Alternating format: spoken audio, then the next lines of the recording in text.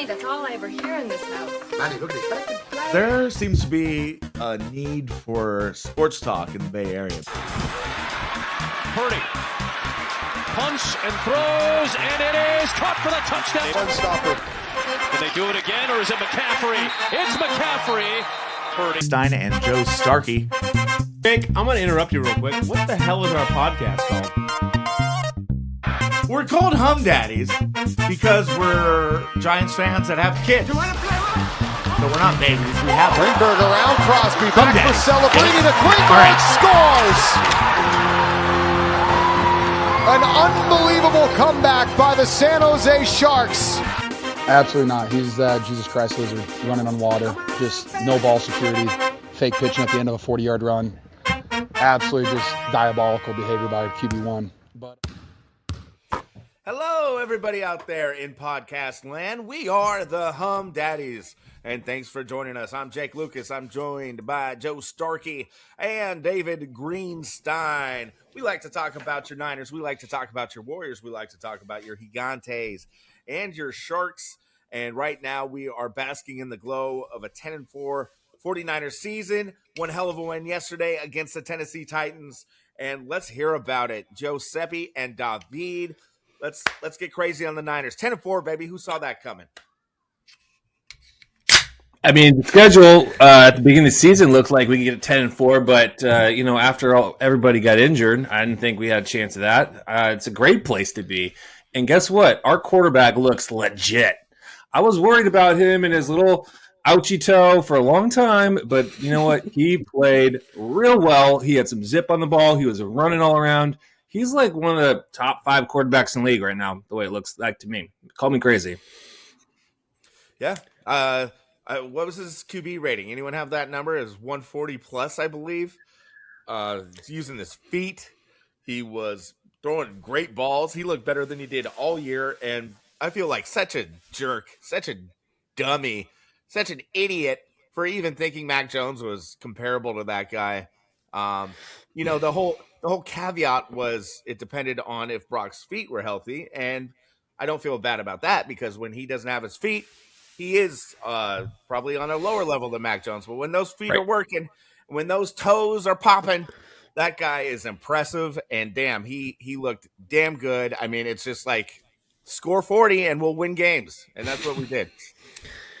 Listen, I mean, it's hard to watch Brock Purdy when he doesn't have his feet and know how bad it is, except that you saw it. But it was also, we hadn't had a long memory or had a recent memory of Brock Purdy since before last season when he had a down year, which was still a pretty good year compared to the rest of the quarterbacks in the league. And here he is again, dazzling us against a, granted, 32nd ranked Tennessee Titans defense. But it's the NFL. You still got to put up or shut up. And the guy was, he was dancing around, doing his thing, making all the throws. I mean, how many third down conversions? Whether it was 11 yards, 15, it just felt like he was going to get him every time. And that feeling you have with Brock and how clutch he is reminds me why I want that guy in the postseason. Yeah, that initial run he had in 22, Dave, when I went up to visit you when you were working in Seattle. And that was only maybe the 3rd or 4th game he started. But the vibe then, how clutch he was in that season, until that catastrophic injury against the Eagles, that's how it feels right now. Last year he was throwing huge picks. And even the year they made the Super Bowl with him in the playoffs, he didn't have that clean of a playoff run. But his playoff run, his rookie year, was incredible. And that's kind of the vibe I'm getting and how clutch he's looking right now. Yeah, I mean, health is going to be the most important for them to make a run of the playoffs. We got to have Kittle. Hopefully, Pearsall's injury is minor, and he'll be back, and he stays healthy, although he's pretty rickety right now. But other than that, get clutch, get hot at the right time of the season. Hopefully, we keep the momentum going. Joe, I mean, what did you see in Purdy that, obviously the feet was good, but, you saw something a little more this time? It sounded like you were – what was it that turned you around? Because you were like – I can't watch this guy anymore. I'm terrified of Purdy on the field.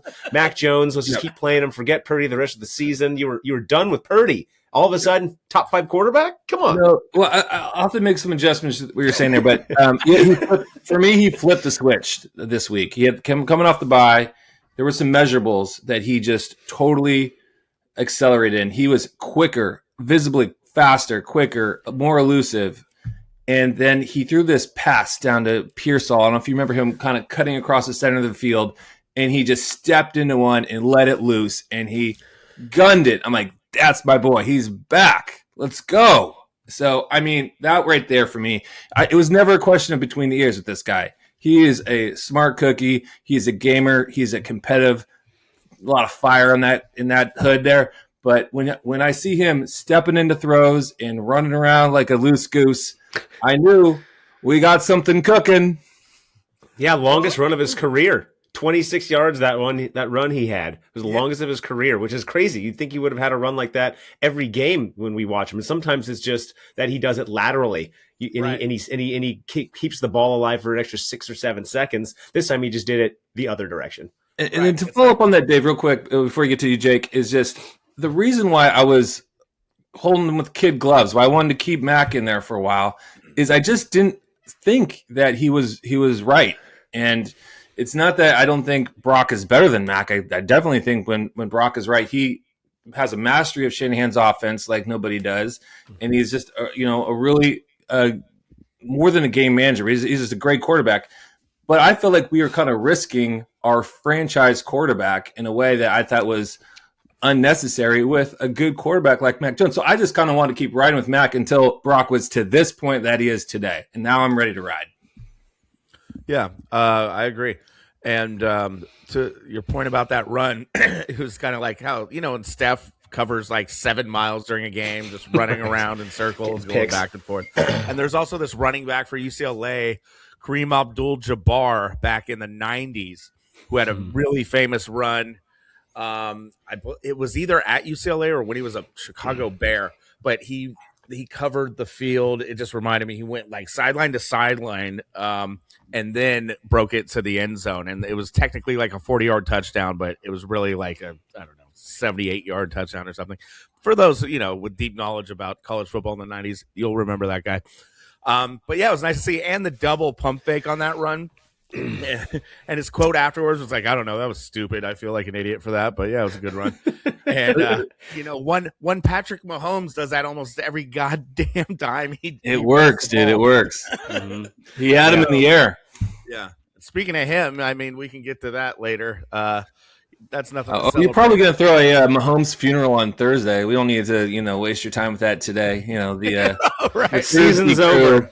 Art's really going to be dwelling on that one Thursday. So, yeah, my condolences. For those who watch the Thursday Night Live, that Artavon fella, he's fond of his Chiefs. By the way, hit subscribe to our Hum Daddies channel, both on Instagram, YouTube, TikTok, wherever you find us, and you will catch this show and that show. But go on. And share with your friends, and you get a $5 gift card to Jake's betting league. It's a betting league that he's going to make later, and you get a $5 gift certificate whenever that happens. So just know that it counts. It counts. Yeah, we're holding you to it. With AI, you can just create the image yourself, and I'll validate it. That's right.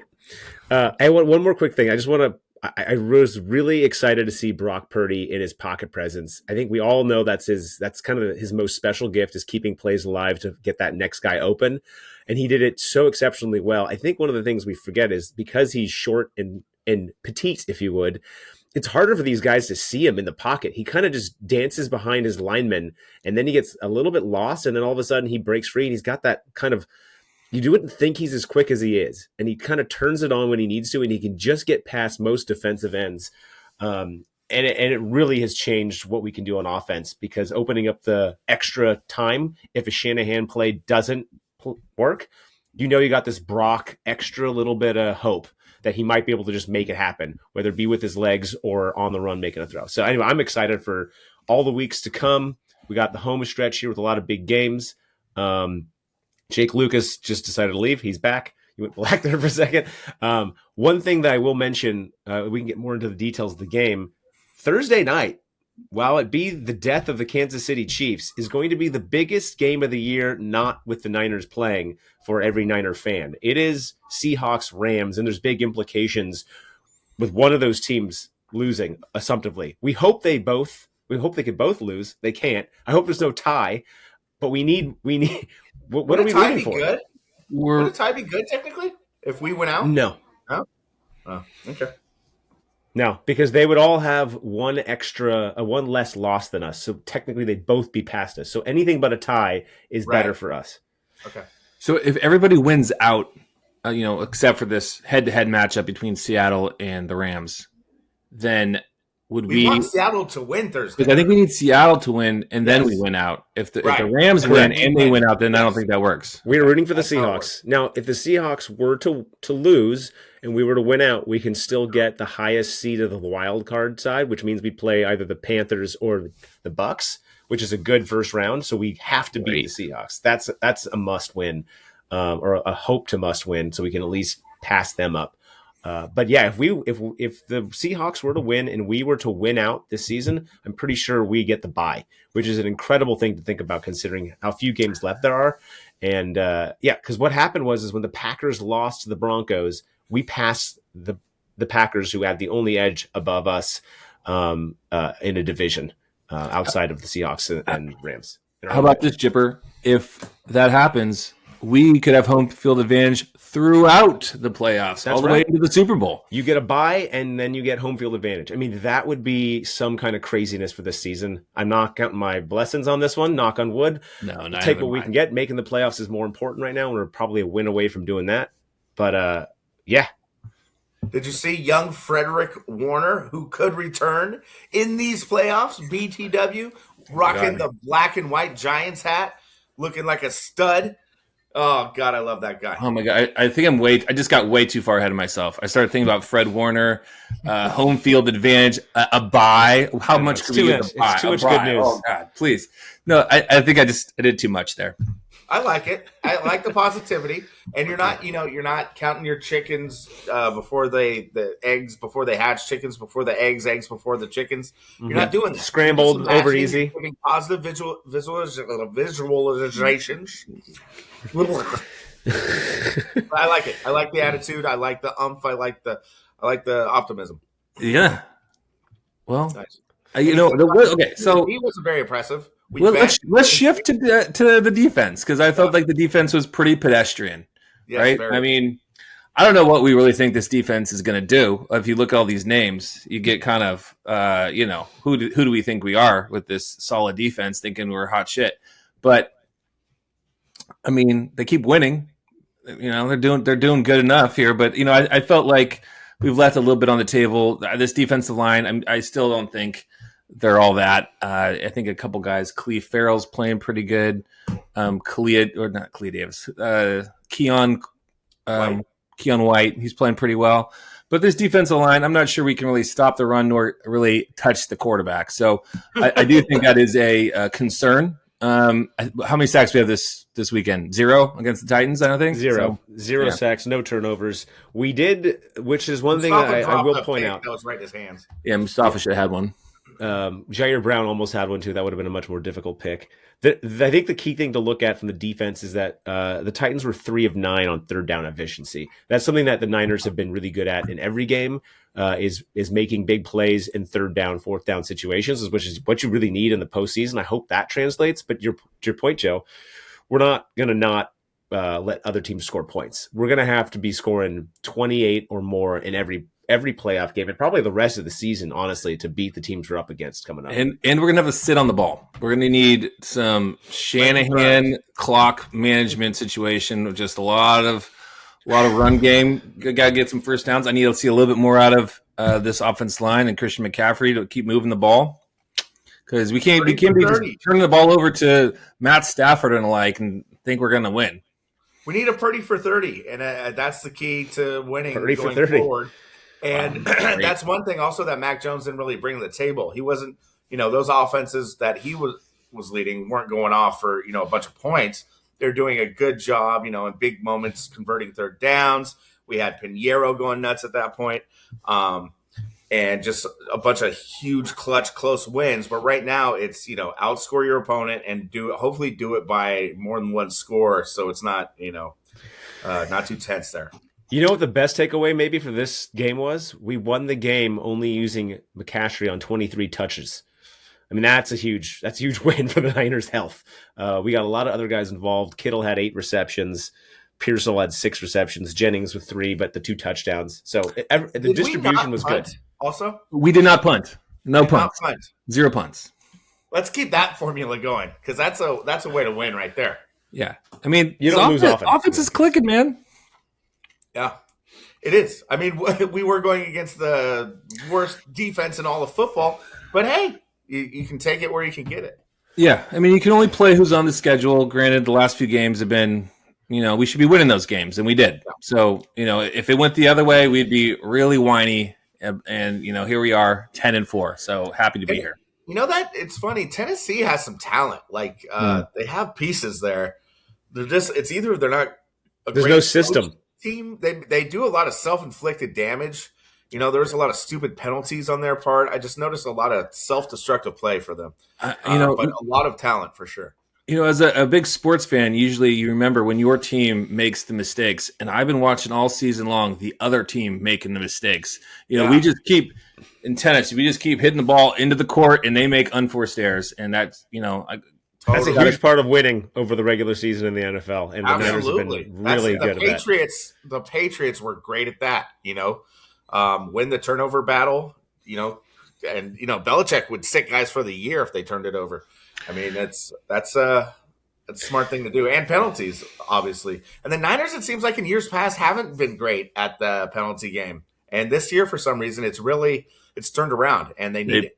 They've been great this year. I mean, you look at the only one where we really had a poor game, and it was really just penalties, for the Niners and penalties for the Rams, where the Rams had 0 penalties. That was one of the worst losses we've had all year. And we've only had a few, and the other ones, we were in the game and maybe we lost the turnover battle. So it's, you keep the penalties low, you win the penalties and turnover battle, and we're winning most of our football games this season. Hey, you got to play mistake-free football. And I think everyone knows winning football teams play mistake-free football. So continue playing that mistake-free football in the National Football League, and you're going to win football games. All right. And with that, the Niners go Monday night next week to Indianapolis to face the tried and true Phillip Rivers in the Indianapolis Colts. Phillip Rivers making a triumphant return to Seattle, where he almost helped win the football game. I mean, had a game-winning drive that was only turned around to be a game-winning drive on the other side because they left just a little bit too much time on the clock. Oops. Yeah, that was a hell of a game, man. And Seattle, if anything, I thought Phil looked a lot better than I thought he would, and that most people thought he would. He just played smart ball. I watched that entire game while I was watching the Niners because I had some very intense things going on. We'll get to that later. But Seattle wasn't that impressive. Everyone's saying Seattle might be one of the top 2 or 3 teams in the league. Yeah. BS. That Seattle team I saw did not look like one of the top 2 or 3 teams in the league. Jonathan Taylor was running all over them. So I'm hoping McCaffrey can run all over them. And Indy was dominating time of possession. It looked like Darnold was having another one of those big game, like brain farts. He was shutting down like he did last year on the Vikings. So from what I saw, I watched that game very closely. Seattle did not impress me at all. Not one iota.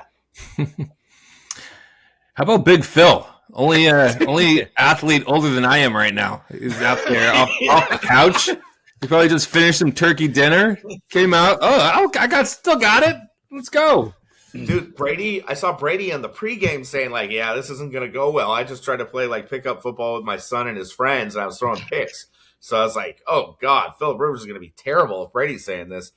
And I guess the guy just has his set game, man. He knows how to throw a clean out and dump it off. I mean, he didn't have that much behind his balls, but he had just enough to get him in there when they needed to. He looked like Big Ben in his size with chicken legs. But it's funny, he got laid out early on, and I thought, okay, is he going to come out now?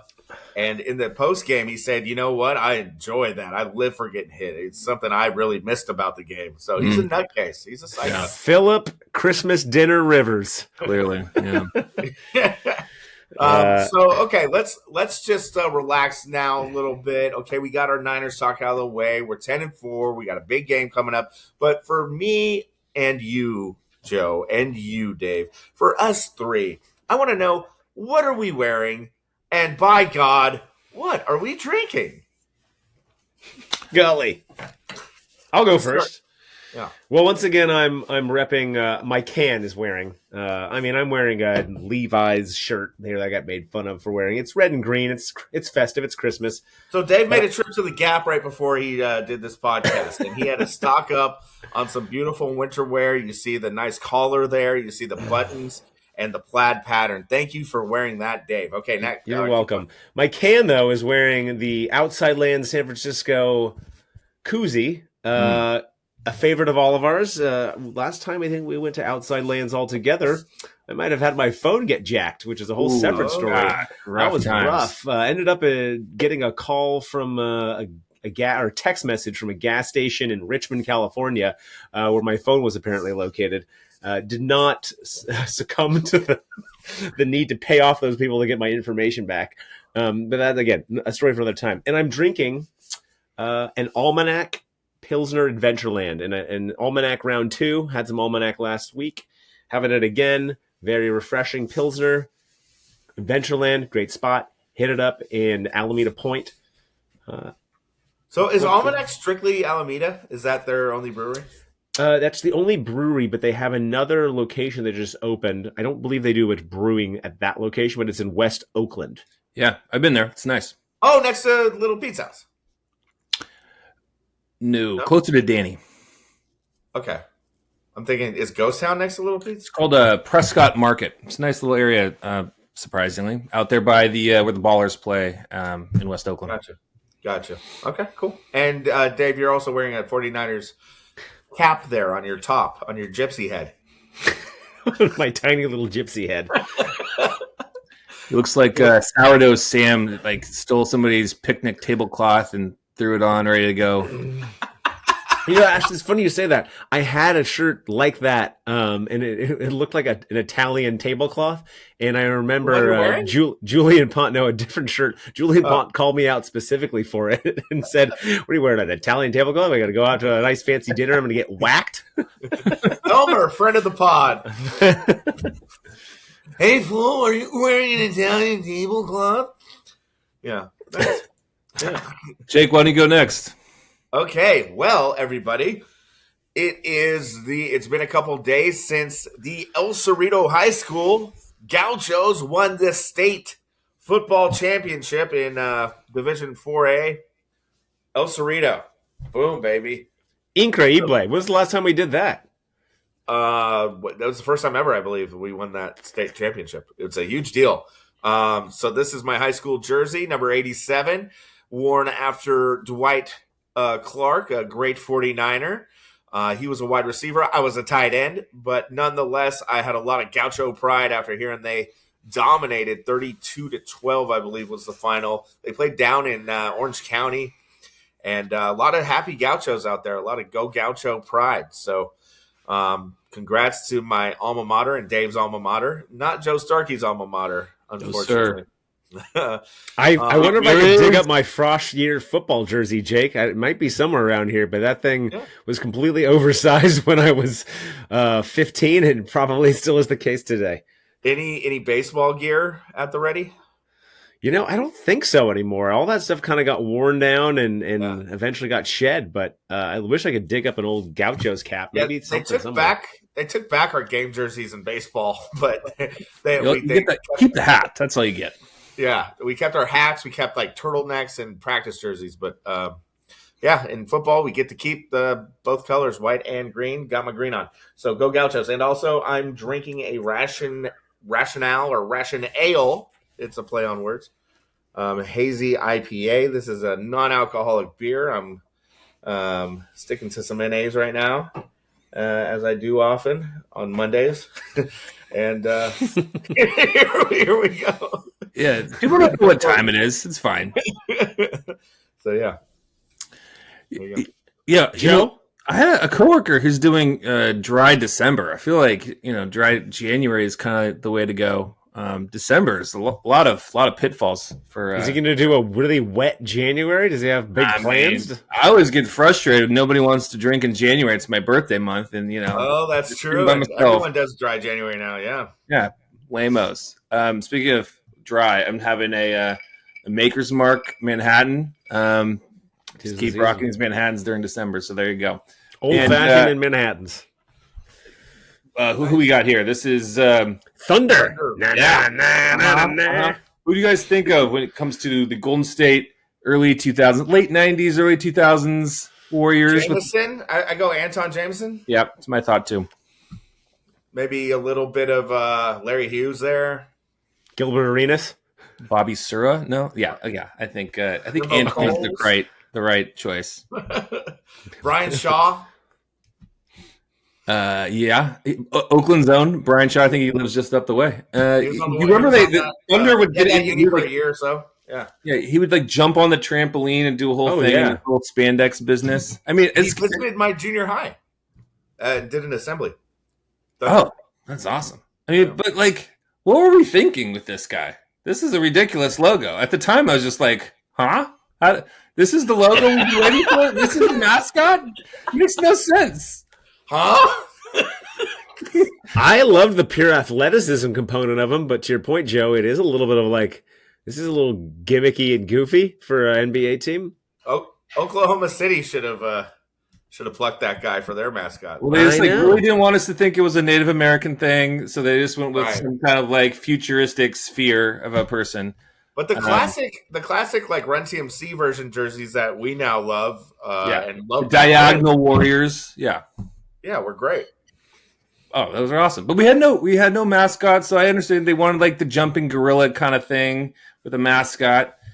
But, we went to like orange and light blue for a while. It was a very strange color scheme era. Yeah, look at the blue in here. It was just where'd they even come up with it? So, and then this is my stocking hung with care. It's an old blog called UniWatch. They talk about sports uniforms. Nice holiday cheer there. The stocking hung with care. Now, Joe, what kind of bourbon are you drinking in your Manhattan? It's Maker's Mark. Oh, it's Maker's Mark. I think you may have mentioned that. I'm sorry. Yeah. It's That's the only way to go. I love the melted wax on the cap there. Right. Oh yeah, that's a classic.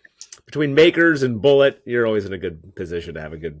Or our Thursday night friend, Beam's best friend, Artie Davron. He prefers his Jim Beam by the handle. Oh, dear Lord. Yeah, I mean, watch out for him on Thursday. I steer clear of that guy. It's going to be trouble. He might be sobbing, and I'm sure he'll have his trusty handle of Jim Beam next to him. You're watching out on Thursday for art. You should be watching out Monday through Wednesday and Thursday through Friday, Saturday, Sunday for Simon Knight. Jake, take it away. Well, Simon Knight knows what he's doing when it comes to stocks, when it comes to bonds, when it comes to AI. What are we going to do with the coins out there? You know, is crypto worth our money, worth our investment? Well, Simon Knight knows, and Simon Knight will tell you. He's Edward Jones' finest, and you could reach Simon Knight at what number? Wait a second. We have it. We can reach Simon Knight at 510-365-2371. 510-365-2371. We got to get a jingle going here. It's Christmas time. We'll come up with one for the next round. We'll get a Simon Knight jingle. But yeah, whether you're laying bets on, Phillip Rivers, and you need a little advice from Jake, or do you want to really take your money and put it into a place that can advance it to the next level? Maybe you want a little crypto. Maybe you want a little NVIDIA. Maybe you want a little Google stock. Maybe you want to invest in a local bakery that you find to be impressive. Simon Knight. Yeah. So, Jake, on the other hand, he doesn't listen to our podcast, evidently, because he doesn't put it into 529 with Simon Knight. He puts it on Phil Rivers. That's what he does. That's right. Oh, I mean, should I get into that now? I'll try to. I think so. I mean, I think it's time. Okay, guys, just so I got my parents over. They're running their mouths. My baby's sleeping. One of my babies, my boy. They're here so they can watch him while I watch football. They're also, into the Niners. But, my mom's running her mouth. I got my computer with the Colts and Seahawks game going, and then I got the Niners on my TV. And what I decided to do after our friend Zach on the Thursday night podcast gave me the lock of the year that the Giants were going to take down the Commanders. And so I believed him on that lock of the year, and the Giants got their asses handed to them. So I needed to make it up and make it up quick. So that's what I think. I thought, hey, Phillip Rivers player props. Let's take a look at these. And there were 6, I believe, out there. You collected them all, I think. I had to touch every one of them because I just thought, no way. This 45-year-old who's waddling out there, he hasn't played in 5 years. I just heard, just the speed of the game. I just heard Brady say he's getting picked off by his kids. So I went Phillip Rivers under 27.5 yards for his longest completion. That hit. Okay, that was the easiest one of the day. Under 27.5 pass attempts. I'll get to that. Under 155.5 yards. That hit. That was easy. Under half of a passing touchdown. That failed pretty early on. And I was like, hey, how about the Seahawks D? They're real great, right? Not. You got Joe Flannery calling Seahawks D the 85 Bears. So I was really lashing into him for saying that. And Phillip Rivers over half an interception. So that means he had to throw 1 interception. And wow. Guess what, everybody? It happened. I'll tell you how. Phillip Rivers passing completions under 16.5. He barely exceeded that. So what I'm looking at is the end of that game. There was just some crazy amounts of time running off the clock, thank God, during that fourth quarter, because it looked like he was going to mess up every single bet I had there.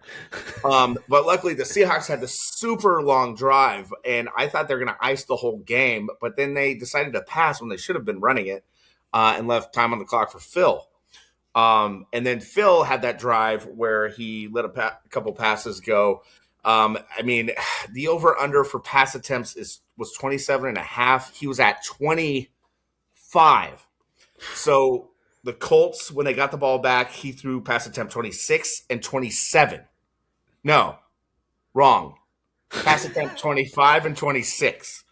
Correct. Okay, and then they kicked that massive field goal. But then remember when they got the ball back with like 15 seconds left? Yeah. Okay, now I'm screwed. The interception wasn't going to hit. He was definitely going to throw more than 1 pass attempt, but so I could only afford that 1 pass attempt. And in that 1 pass attempt, he throws an interception, and both hit. And at the same time, I had Christian McCaffrey over 66.5 yards rushing. He had 63. Time was running out of that game. And right after that pick happened, he breaks a 5-yard run to get to like 68 yards. And so I'm high-fiving my mom, yelling at my dad, jumping around. All is well.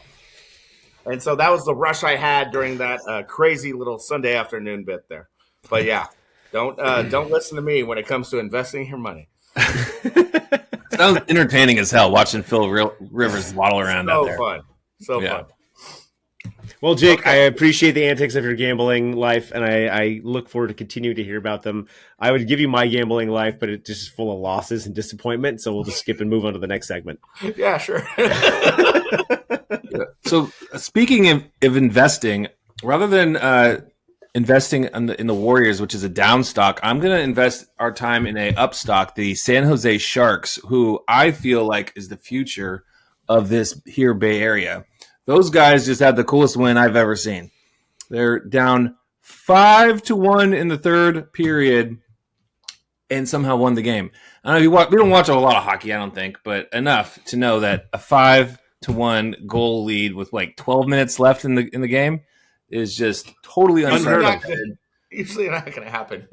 It's not going to happen. So, I mean, these guys. Well, Toffoli and Celebrini, they're bringing it, man. It was awesome. Well, one of the fun things about hockey is that as rare as it is to see that, because the puck moves up and down the ice so fast, you can score a lot of goals really quickly if you get hot at the right time. And while I know very little about hockey, my buddy Steve, who played hockey a lot in all the way through college at Rutgers, mentioned like it's just momentum. I mean, the momentum can swing so fast in hockey, and all of a sudden it feels like there's nothing we can do to stop this team from scoring. And it's like lightning. And it happened, man. Lightning in a bottle was super fun. I watched all those highlights when you guys let me know that the craziness had begun. And listen, they were fun to watch. It was fun to see how excited they were. I mean, I'm buying in real early here. Yeah, I've been watching most Sharks games, but that was on Saturday, like a real early matinee game. It was it started at noon or something. So I was out. I took my family to my nephew's birthday party in Sacramento. So unfortunately, didn't catch that one, but was following it. And yeah, me and Joe. I think I was stroller napping my baby while I was watching the highlights. On the other hand, One of the things I thought was kind of cool is Will Smith. The kind of Robin to Celebrini's Batman just got destroyed on the boards and got injured and kind of limped off the ice. And then I forget who it was. Somebody came over and just wrecked the other guy. And then Celebrini comes over and gets in a tussle himself. Like that's his guy. He's going to go defend him. And from that moment, I just felt like the momentum. These guys were just not going to back down. And I don't know. There's just some kind of juice in the air to see them go. And that Toffoli was jumping over people. Celebrini, I think he had the fourth goal. He just slapped it from hell far back. And then that overtime thing was just a thing of beauty. The give and go was awesome. Yeah, I have a friend that lives in Orange County that I've known since college. He's a huge hockey fan. He's a Ducks fan, but he plays in a hockey league still, like a rec hockey league. He's in his 40s, and he's really into the national hockey scene. And he said the Sharks are starting to get noticed by actual hockey fans, like hockey purists, fans all over the country, and saying that's a really fun, exciting young team to watch. So they're spreading. They were just on ESPN for Bad Beats. Van Pelt featured them during that Penguins game we're talking about. And honestly, they've had a couple crazy comebacks before this one too this year. There's no telling what's going to happen. They're that explosive and that talented, and you see that momentum get behind those youngsters, and man, it's fun to watch. So go watch your Sharks, guys. We got to get to the tank soon and do a Hum Daddies watch party there. So I was out at a concert with the wife and one of our friends of a friend's. His name was Kevin, and he turns out his second job. He's an organist for the San Jose Sharks. So he's out there, when they're at a face-off, and he's dun dun dun dun dun dun. He's that guy. But he says, give me a request, come down and I'll play something for you. So I'm going to take him up on that one. Yeah, and we talked about the only aspect of the Dodgers I respect is their organist. That guy's a legend. Yeah, Kevin says he's a legend as well. He's on their thread. Nice. Dieter's the guy, the organist. Dieter. Yeah, he plays Muse songs, Elvis songs, aren't Michael Jackson songs. That guy's talented.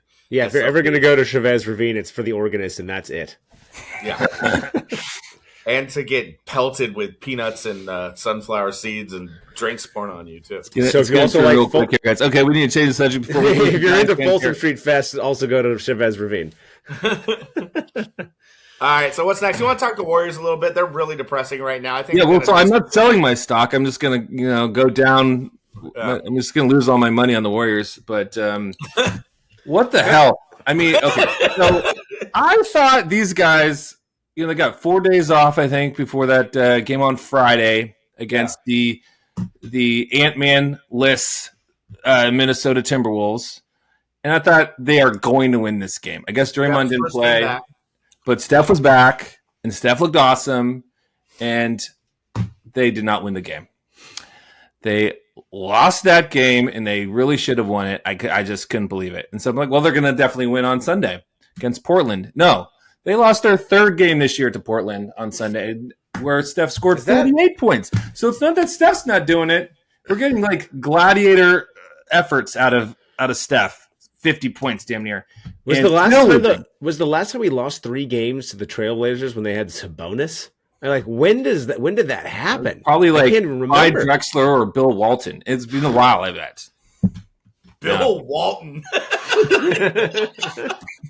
It's an old Trailblazers team. No, yeah, maybe Clyde though. 3 games to the Blazers. It could have been Clyde and in the early 90s there. Terry Porter and Kevin Duckworth. Yeah, sure. Yeah.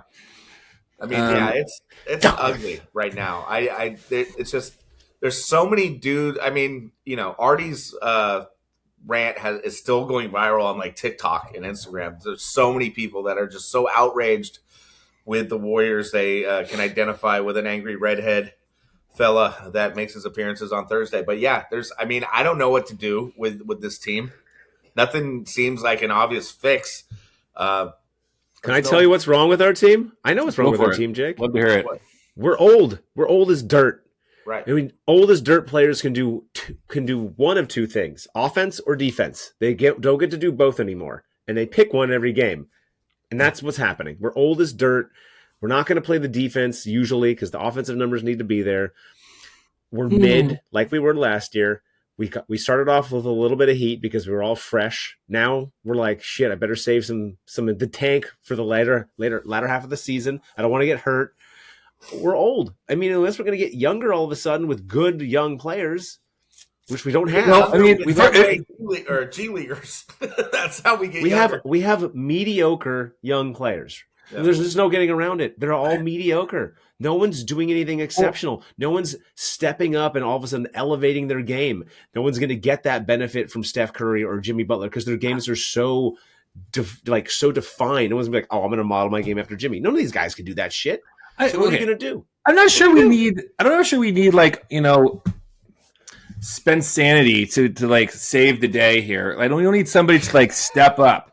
I think what we need is a guy named Jimmy Butler who we pay some like $50 million to. Maybe he should like score more than 16 points and shoot more than 3 times. That would be helpful. How about Draymond Green doesn't have 8 turnovers and look like an old fuddy-duddy? It's a problem. Fuddy-duddy. Like I think it's from the guys that need to play. It's not because Quentin Post isn't doing enough or Moody's not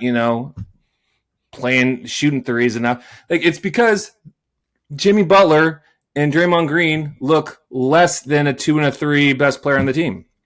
Yeah. And then you also have a guy named Jonathan Kuminga who, hey, what do you think we need on this team? Do you think we might need some youth and athleticism? Yes. Maybe there's somebody out there that could do that. Yeah, well, the construction of this roster, I mean, it's not good, and I don't know if you can blame that on ownership and the front office because with the way contracts, the way you have to structure the contracts on your team, you kind of had to choose whether to ride it out with the old guys or to kind of blow it up. And so this is what you get, man. And it's like I think it's a mental thing. I don't think it's a roster construction thing so much. I mean, if you think that at the end of last year when we went like 23-8.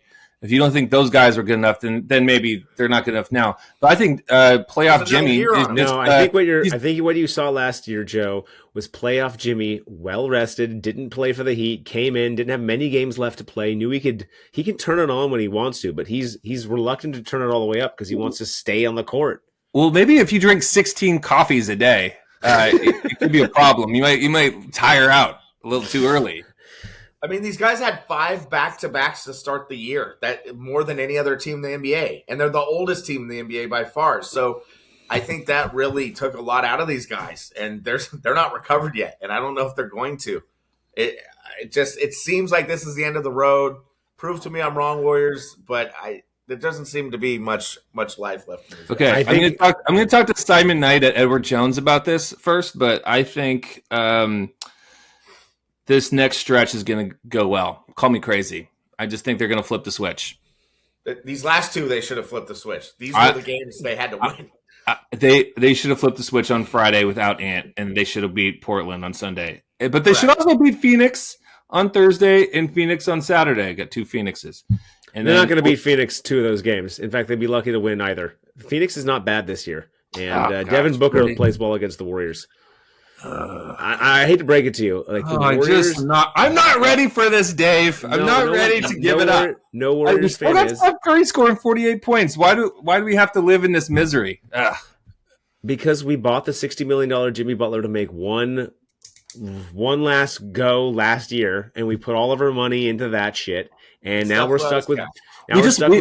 We bought play-in Jimmy. Who needs play-in Jimmy? I need playoff Jimmy.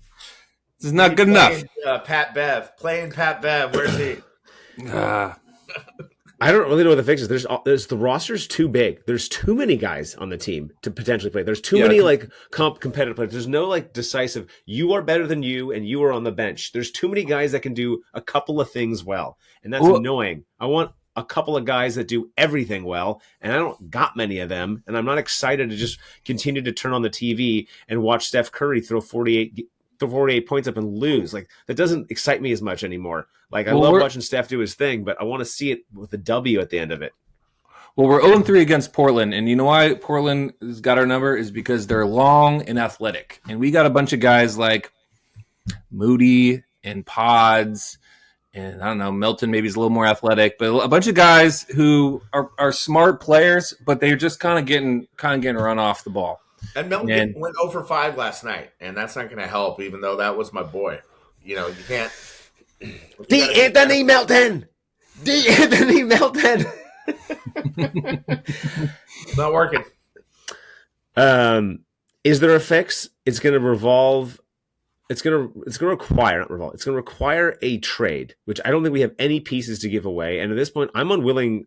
If I'm a Warriors GM, I'm not going to start giving up more first round picks to try and salvage a season to get to the 8th seed and get my ass killed by OKC.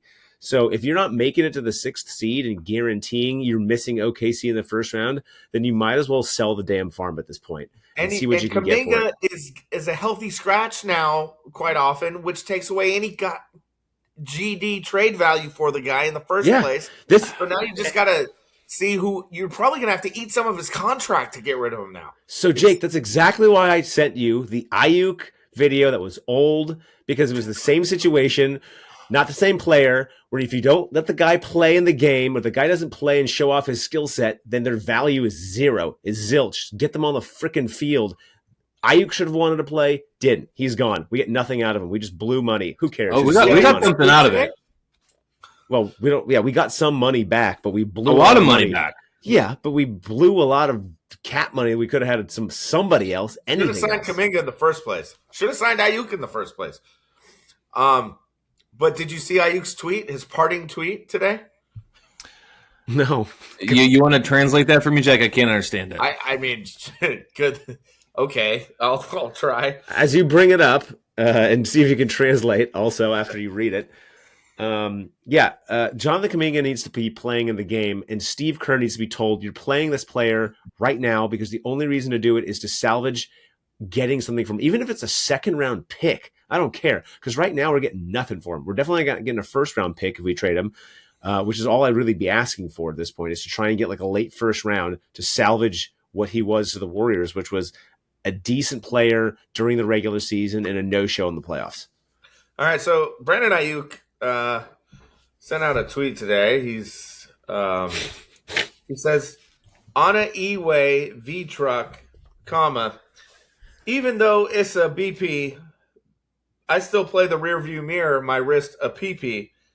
Patek Felipe, I don't know what that is. Or it's a watch or something. Same price, Richard Mill. Did you put it in a ChatGPT and ask it to I know roughly the translation. He's talking about riding in some form of a high-end truck, looking over his shoulder in the rear view, saying, peace out, kind of, but he's still a little hesitant. And he has a very expensive watch on his wrist that is worth 6 figures. That's what the consensus is. Wow, I did not get that from the. Nicely done, Jacob. Yeah, I had to piece that together. Can we put a pin in the date today and say in 10 years we're going to see Ayuk, like, we're going to look at where Ayuk is in life and be like, wow, man, you really missed out on a great opportunity to make a lot of more money and be a much bigger figure in the 49ers lore, and you blew it. Yeah, 100% blew it. He's going the way of Delonte West. That's the vibe I'm getting from him. Yeah. Put me in the camp of we just saved a lot of money. I'm not sweating this one at all. This dude is not making any sense to anybody right now. He walked. He didn't even challenge the Niners taking all that, like 8 mil from him or something. I don't get the guy. No, it's like 3 years of it. Yeah, it's absolute buffoon. I've heard all the writers say, like, he didn't even challenge it. He didn't even sue the Niners, and anyone else in their right mind would have. So something's going on with him. I don't know if he's on lean or who the hell knows. Yeah. Well, maybe he's not suing them because he's not in the right and he knows it. Yeah. Who knows, man. All right, let's tell some kid stories and get out of here. What's let's make it cute to end this thing around the holiday season. We got cute kids. Let's hear a cute kid story, David. A cute kid story. Gee, golly, Joe, why don't you start? Well, You got a my good kids one were as my we kids walk in? were winning today. Basically, it was like Hudson and Kendall 10. They like shut me out. It was a what do you call it in Little League when you like a slaughter rule? Slaughter rule. Yeah, I got slaughter ruled by my kids today. They just Joe versus the kids. totally owned me. And I thought I did. And the one thing I thought I did was I thought I put my daughter to bed nicely, and we read the book, and everything went very nicely. Then I start the podcast with you gentlemen after we put the kids to bed, as is our routine. And my daughter comes by, knocking on the door. Daddy, you forgot to brush my teeth. Oh man, just can't win out here, guys. Yeah, You failed. I mean, just brutal. Yeah. All Get right. it together, Dad. So here's a funny thing going on with Jordy, my big elephant son. Lately. As Adrian would go, when you do elephant. There you go.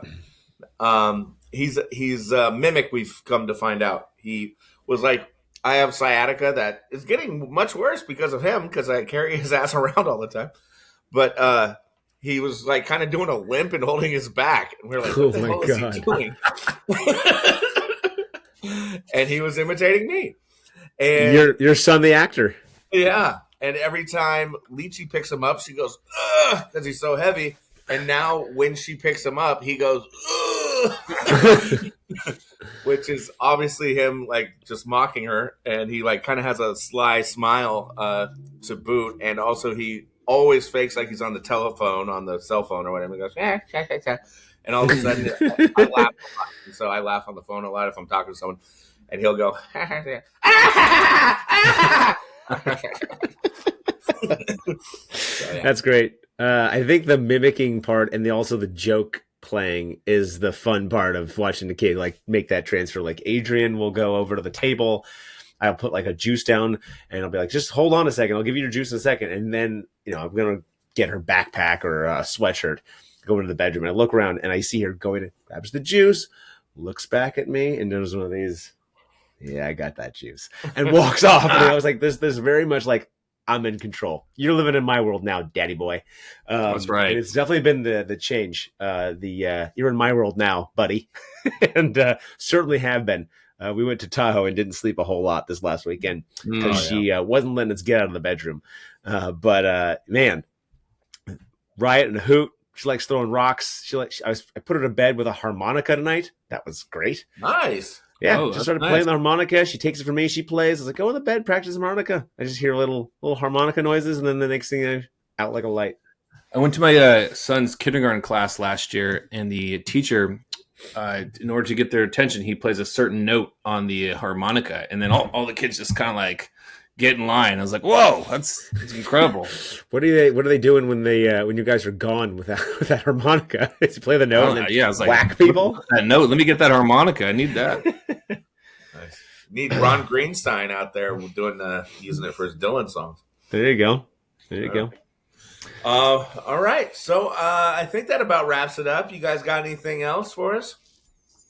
Well, we got Niners Monday night. Monday Night Live. Are we going to do a live pod for this one? So we'll be coming on right after the Niners game on Monday live for you. We'll do a live post game. Coming on like 8:30 or so, yeah. Yeah. And maybe we'll have a special guest or two. Maybe not. We will see. Just keep tuning in. Check out all the shorts. Check out our pod on Thursday with Zach Ryan Artavon, and check us out. Usually we're out to you on Tuesday morning, on audio and video as well. The OT Hub Daddies. Yeah, if you want to see a crying Chiefs fan, Thursday 8:30, or Thursday, what time you guys come on? Yeah, 8:30. And I'm going to put the plug in early. I will not give you the location yet because it hasn't been defined. But the Hum Daddies will be celebrating our 1-year anniversary December 28th, Sunday Night Football, or 27th. Sunday Night Football, nonetheless, against the I think 28th against the Chicago Bears. It'll be a pivotal game, as they all are. as we go down the home stretch. It's going to be a live podcast at a bar in the Bay Area. Could be a brewery. Wherever it is, we hope you can attend. If you are listening to this pod at minute 53:51, join us. More to come on our Monday night and Thursday night podcasts. Look forward to seeing you.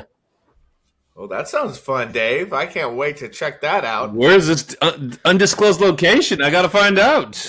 Yeah, bring It'll be your announced when it's confirmed. dice. We'll do some back alley gambling. Yeah, well, it'll be a good time. All right.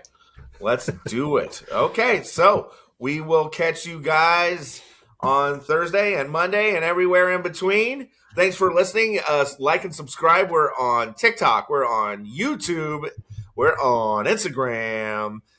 Check us out. Take care, everyone. Go Niners. Hum Daddies. Hum Daddies. Daddy.